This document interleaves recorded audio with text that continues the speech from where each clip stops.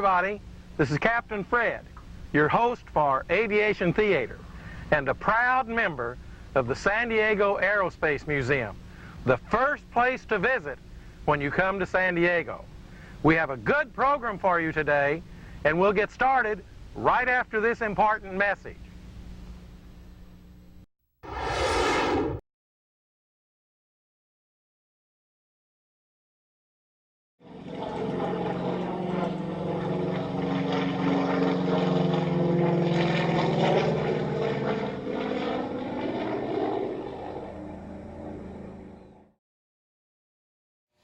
Today, we're at the Plains of Fame Aviation Museum at Chino, California. We have flown up here because today's program is about the Corsair.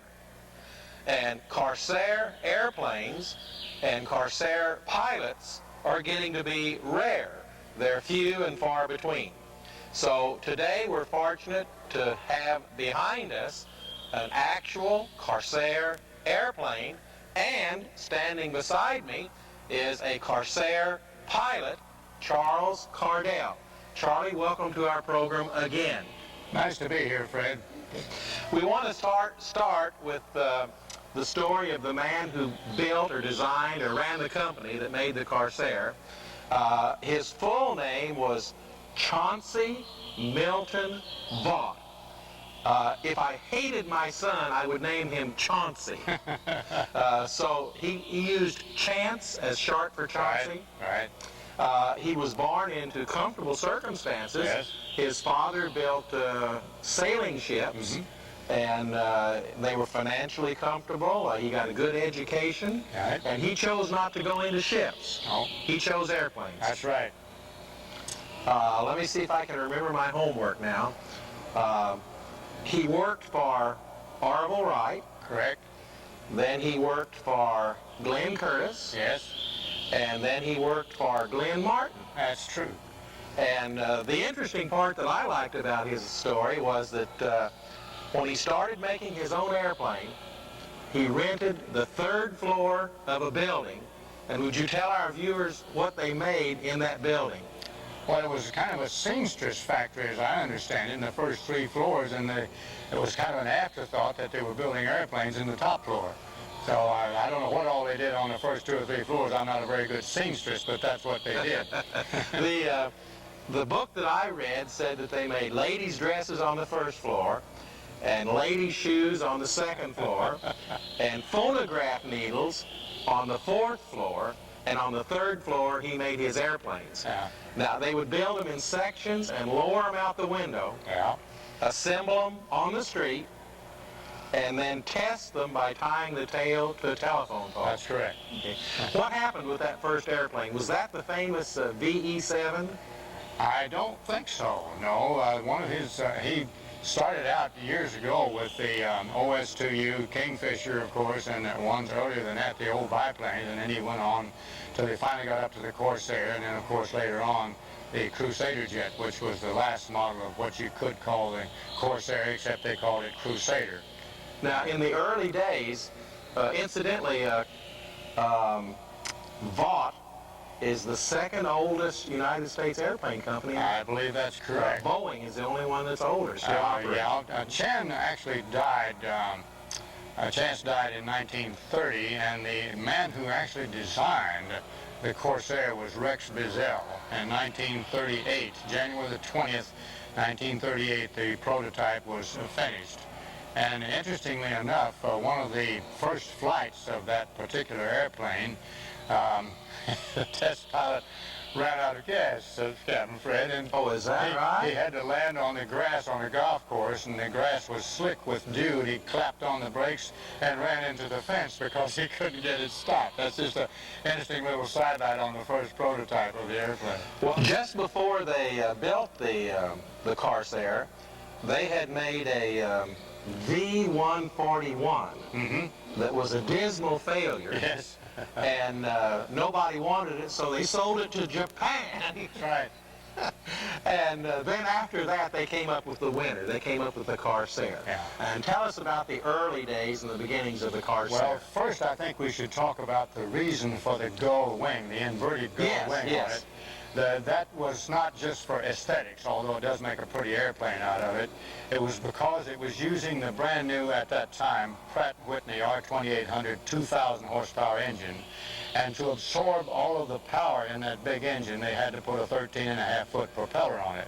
Yes. Which was too long, of course. It would hit the ground unless they had a big, long landing gear on it. Oh, I see. And they could not retract the gear with that long a landing gear, so they made an inverted Gull wing, and to get the propeller up. Right, and that landing gear is an extremely complicated thing. It turns 90 degrees and folds up into the wing roof. Oh, a double bend. That's right. Oh, well, let's tell our viewers, it has a 13-foot propeller. 13.5, yeah. 13.5-foot propeller. And at the same time this airplane was being built, the ME-109 had a propeller that was something like 9.5 feet. That's right, yeah. Quite different. This is a big airplane. It's 41-foot wingspan. That's a big fighter. And another thing, the Navy accepted it. They were building them. They were using them in Glenview, Illinois to train newly graduated cadets into the fighter operations. And they would put these new second lieutenants or ensigns into these Corsairs, and if they had to take a wave off, they weren't making a good approach, the carrier landing signal officer gave them a wave off, then they would shove the throttle forward, and they were accustomed to 600 horsepower in what they had been flying, an SNJ, and that 2,000 horsepower, that airplane would do the prettiest slow roll to the left you ever saw and go right into the ground. They killed 4 people one day, so the Navy says, we don't need that airplane. For carriers. That's right. To cure that, and so they gave it to the Marine Corps. But to fix that, they put these little spoilers. It's about this long, about the size of your finger, just outboard of the oil cooler opening there, and made the inboard section of the wing pay off stall-wise before the outboard section did, which gave them control at low speeds. Solved the problem. The Navy says, we want our airplane back. So well, let's mention a couple of other points. That 13.5-foot propeller would hit the deck or hit the ground. So if you raise, I used to fly a Luscombe, and it had tall, narrow landing gears, like landing on stilts on roller skates. Right. Well, with a carrier, you have to have something that's sturdy, because you come in and you plant that thing. You slam it down and you plant it. And you can't have spindly landing gear on the airplane. Correct. So if you make tall landing gear to compensate for the big propeller, you're weakening the landing gear. So instead, they decided to make the Gull wing, which would raise the propeller up without sacrificing the strength of the landing gear. Another complication to that problem, if the carrier deck is coming up on a wave at the same time you're coming down for landing, that can give you a strange click-clack in the back of your sacroiliac, believe me. And so that's that one problem that they had to solve on the Corsair, which they eventually did. It turned out to be one of the best shipboard fighters in the South Pacific. Well, the best in the world. It was considered to be the best fighter in the world. Well, there are those of us in the Marine Corps that say it won the war in the South Pacific. Some of our Navy colleagues would dispute that with the F-6F. Well, we're going to get into Guadalcanal and some of the others. I want to talk about the propeller just for a minute. Okay. While I was doing my research for today's program, I was impressed with the Hamilton Standard Propeller Company. These propellers, they look like the transmission of a car. They've got gears inside of them, and they turn. They were made out of cold, stretched steel, and then the skins were welded with silver. That's right. Would you tell our viewers a little about what's involved in the propeller? Well, the Ham Standard, which is a nickname for it, of course, has a reputation of being the best propellers in the world. And you're right, they are very complicated. In that big dome there, which holds the oil for the oil pressure to make those gears work in there when you work the propeller control in the cockpit, it will take an awful lot of punishment. Airplanes have come back from combat with that dome shot about halfway off, and they could still change the propeller pitch on it. It's a very ruggedly built propeller. But the propeller actually, it turns like Oh, this. It has gears in it. You have to change pitch. Variable pitch propeller. Right. Yeah. Well, actually, it's a constant speed propeller, which is technically a little different from a variable pitch, but I won't go into that. The first Corsairs were delivered to Guadalcanal. I believe that's where the first one went in 1943, I believe it was. Henderson Field wasn't even completed. No. And they started landing Corsairs there. And that's where Pappy Boyington's Black Sheep Squadron was. Oh, is that right? That's right, on Henderson Field. The Japanese like to send over what they call a Midnight Charlie to drop 100-pound bomb right in the middle of that runway, and they'd have to fix it before they could take off in the morning. So, well, they arrived on whatever day it was. That day, they logged 9 hours of combat time. that's right. And the next morning, they escorted bombers to Guadalcanal, which had never been done before because they didn't have the range with the other airplanes. That's right. So they jumped in with both feet. Well, the whole Solomon Island campaign was pretty much dominated by the Corsair fighter. And the Marine Corps squadrons that ran them, they ran up a pretty good score, Fred. I forget now what the ratio was. 11 to 1. Yeah. It was a kill ratio of 11 to 1. Yeah. They shot down 4,200 Japanese airplanes, and I think they lost 13 pilots or something like that. It was just tremendous. Phenomenal, yeah. Up until that time, the Japanese airplanes, honestly, had been superior to what we had. That's right. The Zero could turn a circle inside of anything we had, and was 500 pounds lighter than anything we had. They didn't have any armor plate on them either. And that was their downfall. Right. Well, we want to talk a little bit more about the turning point in the war right after we come back from this important message. We're back, and Charlie, I want to talk about VMF 124. Did I say that right? You said it right. V is for fighters, M is for Marine Corps, and F is for Chance Law. Well, that group shot down 65 Japanese airplanes the first day. Yeah. They had 12 of their pilots become aces. That takes 5 apiece, right. And it was Lieutenant, I can't remember his name right now, Walsh. Right. Kenneth Walsh, Lieutenant Kenneth Walsh, was their first ace. He shot down 5. Right. And he went on to have 21 kills altogether. Right. Now, this airplane really was kind of the turning point in the war, wasn't it? Yes, it was. It was a badly needed airplane because up until that time, the Zeros were superior to anything we had. And the Corsair balanced that out and then some, as the record will show. So they did a great job. The armament was, as you know, 6 50 caliber machine guns, or if they were using it primarily for beach strafing, they used the models with 4 20-millimeter cannon with explosive shells in them. But most of them had the 50 caliber 6 machine guns, bore-sighted at 1,000 feet. And whatever was at 1,000 feet and it got hit by all of those, It disappeared. It wasn't there anymore. Yeah, it disappeared. That's right. I've carried half of a 50 caliber machine gun. It takes 2 men to carry it. That's right. One man carries the barrel on his back like this, Yeah. and the other man carries the receiver group on his back like this. So it takes 2 men to They're carry heavy. a 50 caliber machine gun. And you got 6 of them. And 6 of those, and they're shooting bullets the size of a Baby Ruth candy bar or a cigar. 600 a minute. 600, that's 10 a second. You couldn't dodge those, No, could you? no, it's kind of hard to do that. Well, that was the turning point of the war. Oh, one other thing. They had self-sealing gas tanks. That's correct. That was quite an innovation. Hadn't had any up until then, and it certainly saved a lot of guys because there's no fire, you see. They sealed themselves. And the Japanese, of course, in their airplanes had no armor plate, no self-sealing tanks, no nothing. Their pilots were, shall I say, more expendable to them than ours. And for that, to our country, we were grateful. Well, let's talk about that word expendable, because the Corsairs were involved in the famous kamikaze attacks, where the Japanese would send these young men, 14, 15 years old, on their first solo flight. And only solo. And on their first solo flight, they were put in the airplane full of explosives. The hatch was padlocked shut. They had just enough gas to get to the target.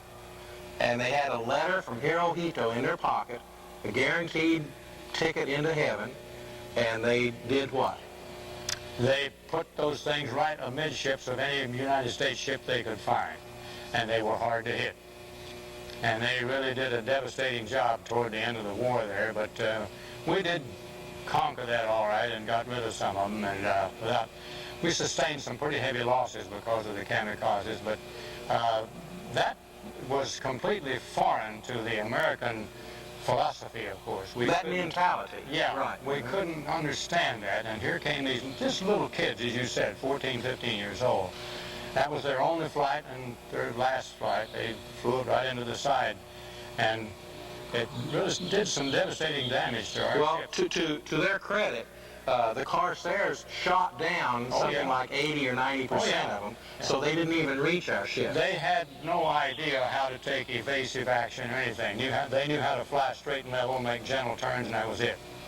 And so we didn't have any trouble getting rid of them if we could get close to them. Well, I want to mention one other thing. We talked about the Pacific Theater. Right. The Corsair really didn't perform much in the European theater. The British had some. But we did give the British Lend-Lease 2,000 Corsairs. What did they do with them? They, first thing they did was clip 2 feet off of each wingtip so they would fit in the British carrier elevators. And other than that, I don't really know too much about what missions they sent them on, but it was still the very same effective aircraft that we used.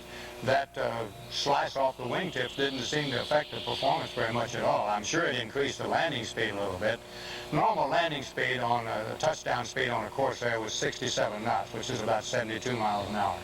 So, and the top speed was 417, so that's quite a spread. That's right. The 2 airplanes that topped 400 was the Republic Thunderbolt and the Corsair. Correct. Whatever the British did, they were successful in using the Corsair on carriers, because after witnessing what the English had done with them on carriers, finally the United States said, well, you know, maybe we won't just use these Corsairs for tactical ground support with the Marines. Maybe we'll put those on carriers. That's right. And they finally did. Yeah, yeah. It was made a very good shipboard fighter. They had one little flaw. If they hit too hard, that is, like I said a while ago, if the deck was coming up as you were coming down, they tended to break right behind the cockpit. That was one flaw in the fuselage. They later corrected that, but it took them a while to get to it. And if that happened, it spent a few days down in the hangar deck getting fixed, and of course the pilot spent a few days in sick bay too, getting himself fixed. After the war was over then, jet airplanes had been developed, and the Corsairs were given to reserve units and a variety of other things.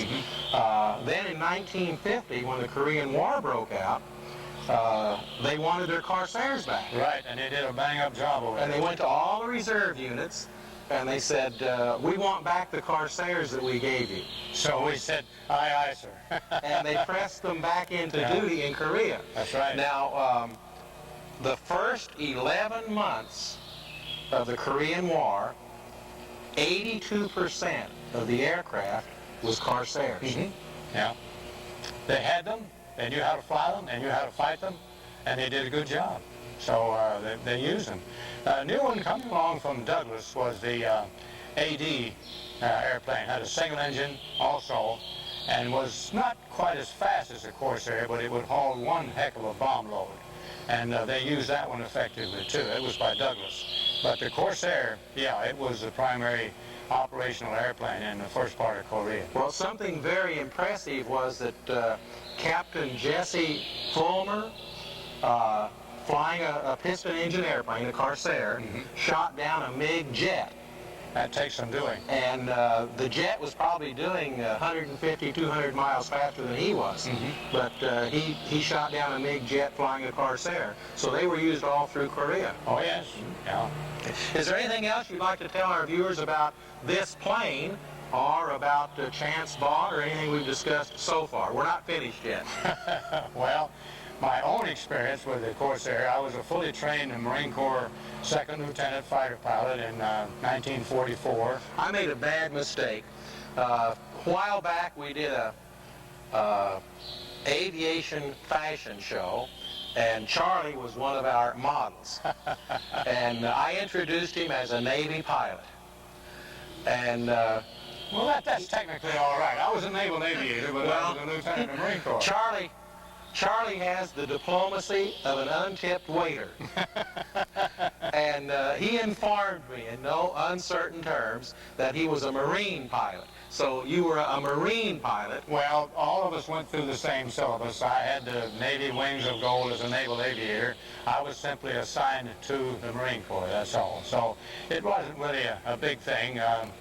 I've been very diplomatic about that all through my career. I've always said that we recognize that the Navy is a component part of the United States Marine Corps. They don't like it when I say that, but I usually do that. Now, we want to talk about some other things that you do. You're active in the Aerospace Museum. You're on the board. Right. And you're the voice of aviation at all of the air shows in San Diego. Is there anything else you'd like to tell our viewers? Or what will your cap? The cap is from the Silver Wings. I belong to that organization, which is simply a fraternity of pilots who soloed at least 25 years ago, and I'm double qualified, I'm sorry to say, which tells you a little bit about how old I am. That's Golden Wings, 50 years. I soloed 54 years ago right over here at Riverside. But he was 12 years old when he soloed. Oh, no question, yeah. But that's what it is. And it's a very fine organization. We get along great, have a lot of fun. We're having our convention here in San Diego this year in September. We'll be covering that. Yeah. I have the honor to be a member of the Silver Wings. I didn't know you were old enough. Right? Well, I would have joined sooner, but I flew gliders for many years. I learned to fly in gliders with a German Luftwaffe pilot who was trained by Hermann Göring. Oh, boy. But to be in the Silver Wings, you have to fly powered aircraft. Right. And so I had to wait a while until I had my 25 years in powered aircraft. I'm honored to be a member of the Silver Wings. And we're honored to have Charlie Cardell, a Corsair pilot. After the program is over, he said he's going to teach me how to say the word Corsair. I don't know whether I can get by that Missouri accent or not, Fred. We'll try. Thank you for being with us today. As always, this is Captain Fred saying, I love airplanes and I honor the people who fly them.